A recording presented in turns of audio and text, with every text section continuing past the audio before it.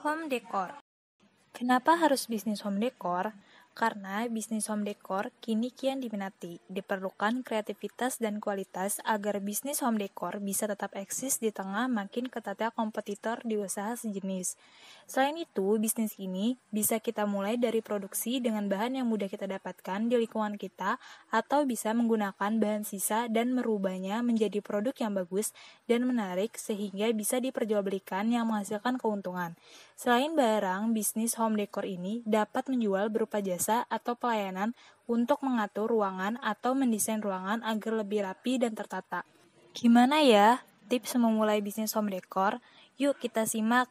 Yang pertama, memiliki planning atau strategi. Memiliki planning atau perencanaan usaha akan membuat kita dapat melihat dengan jelas apakah usaha yang dijalankan nanti memiliki prospek keberhasilan yang tinggi dan juga harus bisa meyakinkan orang lain tidak akan merugi bila melakukan kerjasama. Perencanaan usaha juga harus didasarkan pada kebutuhan masyarakat akan adanya barang dan jasa yang ditawarkan oleh perusahaan tersebut, sehingga perencanaan usaha harus berbasis pada permintaan pasar. Yang kedua, yaitu mempunyai target pasar. Penentuan target pasar ini penting karena perusahaan tidak mampu melayani semua konsumen atau pembeli di pasar, karena beragamnya kebutuhan dan keinginan. Oleh karena itu, perusahaan perlu mengidentifikasi bagian pasar mana yang akan dilayani sebagai target pasar.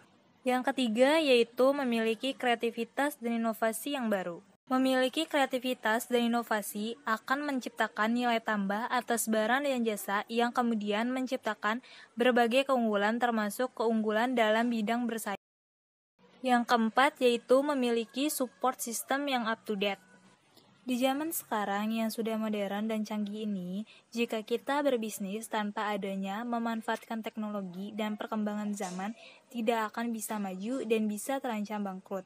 Karena hampir 85-95% bisnis akan berkembang dengan adanya sistem teknologi informasi tersebut. Yang terakhir yaitu jangan terburu-buru untuk mencapai sesuatu sehingga tidak fokus dan berakhir gulung tikar. Kira-kira produk apa saja ya yang bisa kita hasilkan untuk memulai bisnis home decor ini? Yang pertama yaitu untuk pemula atau bisnis yang belum besar, kita bisa menggunakan dari bahan-bahan atau yang ada di lingkungan kita seperti kain perca yang kita bisa membuat dengan selimut, teplak meja, terus sama dengan gantungan-gantungan, kayak gantungan nama, dan lain sebagainya. Yang kedua yaitu untuk pembisnis yang sudah besar, kita bisa membuat produk kayak lemari hias dinding, lemari hias yang bermotif, dan lain sebagainya yang memiliki keahlian yang cukup tinggi. Salah satu ciri pembisnis adalah berani mengambil resiko. Ketika resiko sudah diambil, maka posisinya tidak lagi berada di zona nyaman.